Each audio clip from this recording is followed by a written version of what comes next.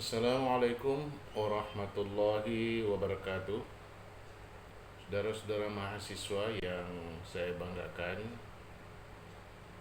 sekarang kita masuk lagi pada kuliah berikutnya, dan kita akan membahas salah satu sub yang ada di dalam pengantar ilmu hukum, yaitu tentang penemuan hukum oleh hakim.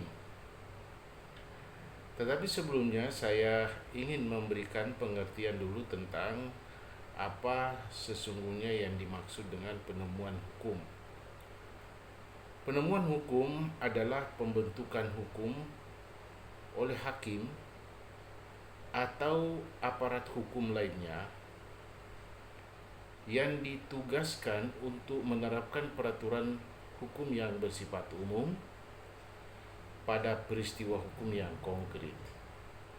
Atau dapat pula dikatakan bahwa penemuan hukum itu adalah proses konkretisasi atau individualisasi peraturan hukum yang bersifat umum dengan mengikat akan peristiwa konkret tertentu. Ya, jadi suatu mengindividualisasikan, mengkonkretisasi das Sollen menjadi das Sein.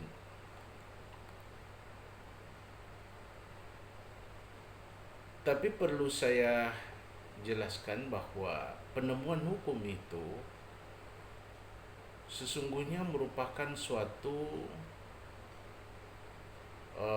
kegiatan atau karya manusia. Dan ini berarti bahwa setiap penerapan hukum selalu didahului dengan seleksi subjektif mengenai peristiwa-peristiwa dan peraturan-peraturan yang ada hubungannya, ya, peraturan-peraturan yang ada hubungan atau yang relevan. Nah, kita kemudian membahas tentang sistem penemuan hukum. Sistem penemuan hukum pada dasarnya dibagi menjadi dua, yaitu penemuan hukum yang otonom dan penemuan hukum yang heteronom.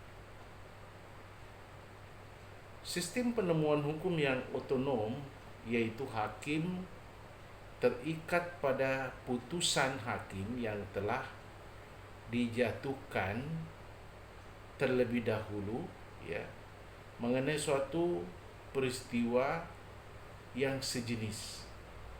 Ya.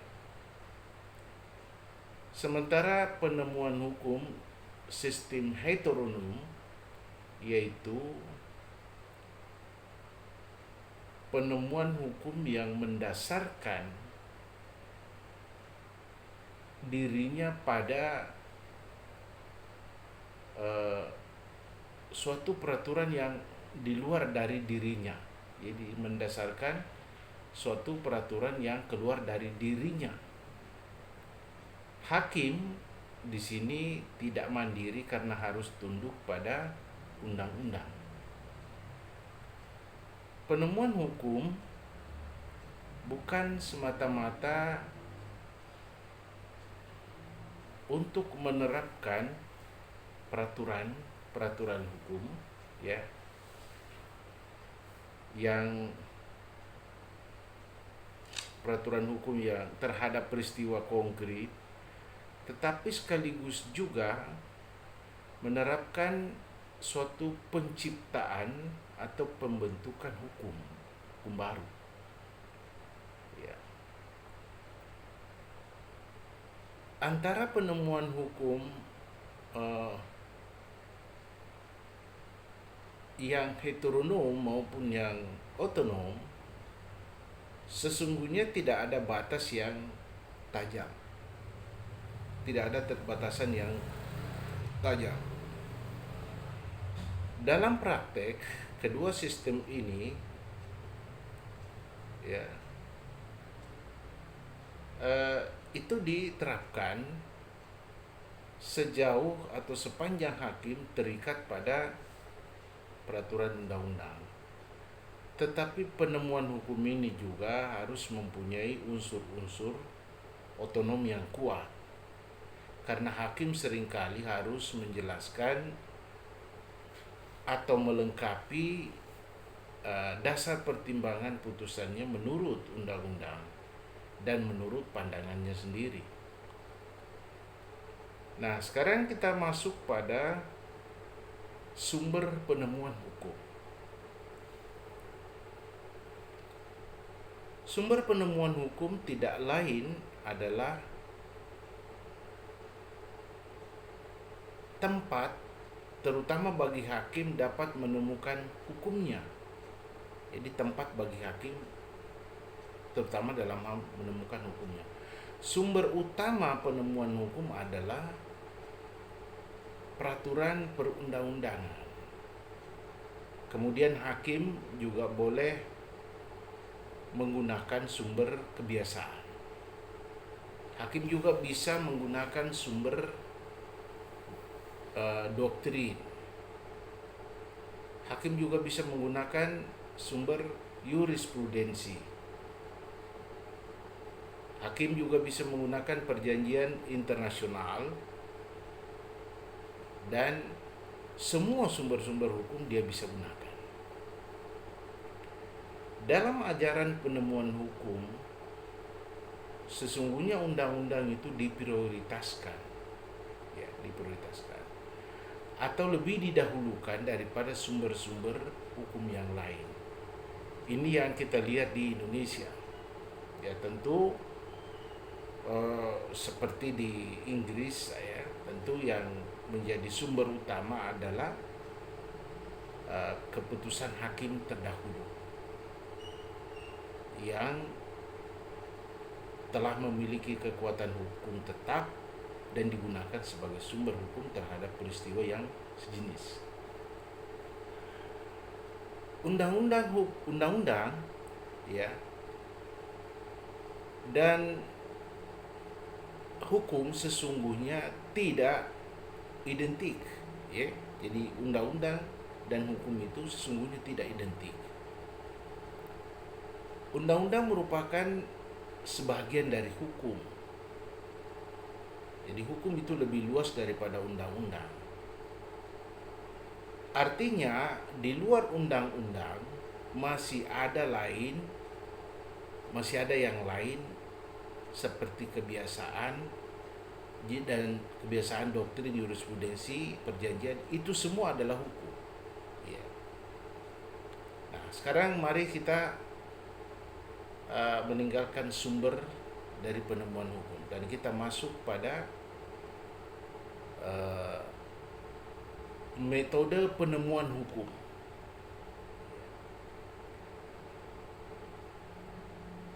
Untuk menemukan hukum tersedia beberapa metode. Ya, metode penemuan hukum. Metode itu biasanya kita tujukan kepada metode pengambilan keputusan yang dilakukan oleh hakim dalam menyelesaikan suatu peristiwa konkret. Dan metode itu adalah metode penemuan hukum oleh hakim. Kita lihat beberapa metode, yaitu tentang metode penafsiran undang-undang secara leksikal atau secara harfiah atau secara istilah, jadi atau kata per kata. Atau biasa penafsiran ini disebut sebagai penafsiran gramatikal, jadi tentang tata bahasanya. Antara bahasa dengan hukum terdapat hubungan yang erat sekali. Dan bahasa merupakan salah satunya yang dipakai pembuat undang-undang untuk menyatakan kehendaknya. Jadi menyatakan kehendaknya yang tertuang dalam materi hukum. Ya. Itu yang pertama adalah penafsiran gramatikal. Yang kedua adalah penafsiran undang-undang menurut sejarah atau penafsiran yang disebut dengan penafsiran historis. Suatu ketentuan undang-undang mempunyai sejarah masing-masing. Dari sejarah peraturan perundang-undangan, itulah hakim dapat mengetahui maksud pembuatnya. Contoh misalnya, Undang-Undang ITE, Undang-Undang ITE, IT katanya, Informasi dan Transaksi Elektronik. Awalnya, undang-undang ini dibentuk dalam rangka melindungi pelaku ekonomi dari adanya transaksi, dan transaksi itu dilakukan secara online atau dilakukan melalui media maya. Itu awalnya. Nah, sekarang kalau menggunakan penafsiran historis, maka apa yang kita lihat sekarang ini, orang yang dituduh melakukan berbagai macam perbuatan yang disebutkan dalam KUHP itu ternyata yang digunakan untuk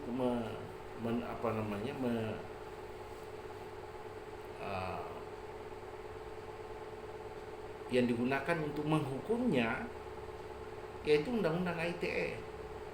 Ini artinya penafsiran yang sudah lepas dari penafsiran historis, tapi tentu masuk lagi ke penafsiran gramatikal. Nah, seperti itu.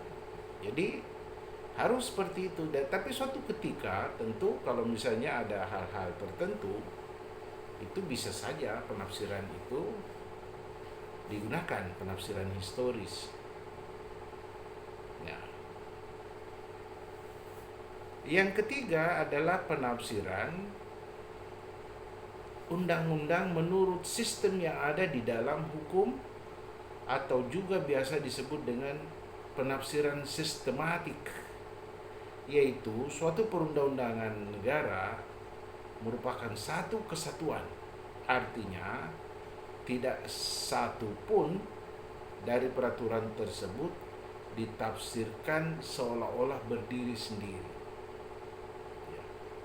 Jadi merupakan satu kesatuan. Jadi inilah yang disebut dengan harmonisasi peraturan perundang-undangan. Ya. Jadi suatu peraturan perundang-undangan, satu pasal misalnya, itu ditafsirkan harus merupakan satu kesatuan dari semua pasal yang berhubungan dengannya. Tidak boleh ditafsirkan berdiri sendiri. Kenapa? Kalau ditafsirkan berdiri sendiri, itu nanti akan tidak sesuai dengan substansi peristiwa konkretnya. Nah, itu. Lalu kemudian ada lagi penafsiran yang disebut dengan penafsiran autentik. Apa itu penafsiran autentik? Yaitu penafsiran yang secara resmi, yaitu bahwa ada kalanya pembuat undang-undang itu sendiri yang memberikan tafsiran tentang arti atau istilah yang digunakan dalam perundang-undangan yang sedang dibuatnya atau yang sudah dibuatnya. Jadi memang dari awal dibuatnya suatu undang-undang itu telah ditentukan makna dan hubungannya nanti dengan peristiwa-peristiwa hukum yang ada di dalam masyarakat. Sehingga setelah hakim menjadikan uh,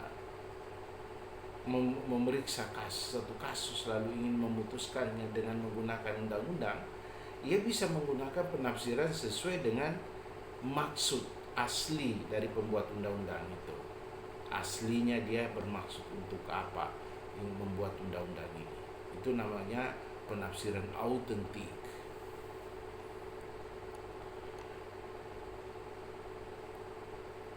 Yang berikutnya ada disebut dengan penafsiran interdisipliner, yaitu suatu penafsiran dilakukan di dalam suatu analisis masalah menyangkut berbagai disiplin ilmu hukum di dalam ilmu hukum sendiri.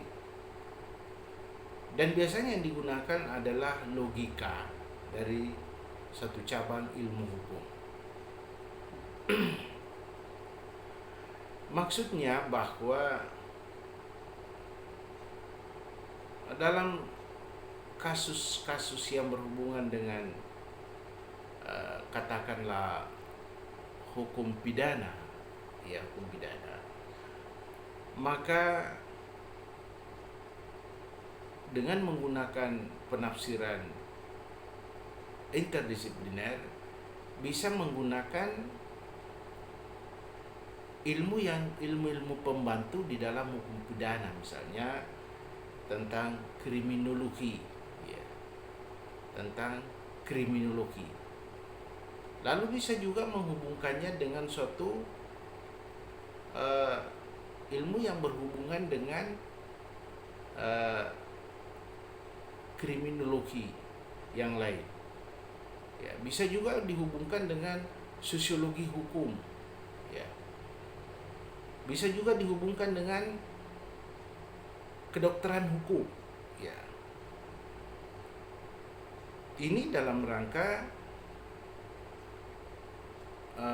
menyelesaikan kasus dan dalam rangka menemukan hukum dalam peristiwa-peristiwa konkret itu.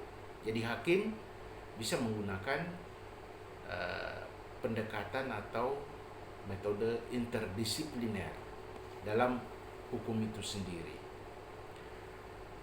Lalu berikutnya ada penafsiran yang disebut penafsiran multidisipliner, yaitu seorang hakim harus mempelajari banyak disiplin ilmu lain di luar dari ilmu hukum. Tentu hakim mempelajari misalnya ilmu-ilmu tentang kemasyarakatan, ya, ilmu-ilmu sosial, ilmu-ilmu psikologi, ya, karena ini ilmu sangat berguna di dalam menerapkan hukum khususnya bagi hakim, ya. Jadi banyak sekali ilmu-ilmu di luar dari ilmu hukum yang seharusnya hakim pelajari dengan baik, karena setiap hakim yang mengambil keputusan itu dia harus memperhatikan secara serius mengenai ilmu apa yang cocok membantu atau dihubungkan dengan peristiwa yang sedang dihadapi, agar supaya hakim dalam rangka mengambil keputusan betul-betul menemukan hukum yang cocok dan sesuai dengan harapan masyarakat hukum yang ada. Sebetulnya metode penafsiran hukum ini banyak, ya, banyak. Tetapi yang paling penting perlu diketahui bahwa sesungguhnya penafsiran hukum ini adalah satu seni dalam rangka mengambil suatu keputusan bagi hakim. Jadi hakim itu harus memiliki suatu seni, ya. Selain seni itu adalah skill, ya. Dan ini dikemukakan oleh ahli-ahli bahwa sesungguhnya penemuan hukum oleh hakim itu adalah seni. Salah satu diantaranya mengukakan itu adalah von Savigny, ya. Saya kira ini untuk untuk mata kuliah ilmu hukum dalam penemuan hukum dilakukan oleh hakim.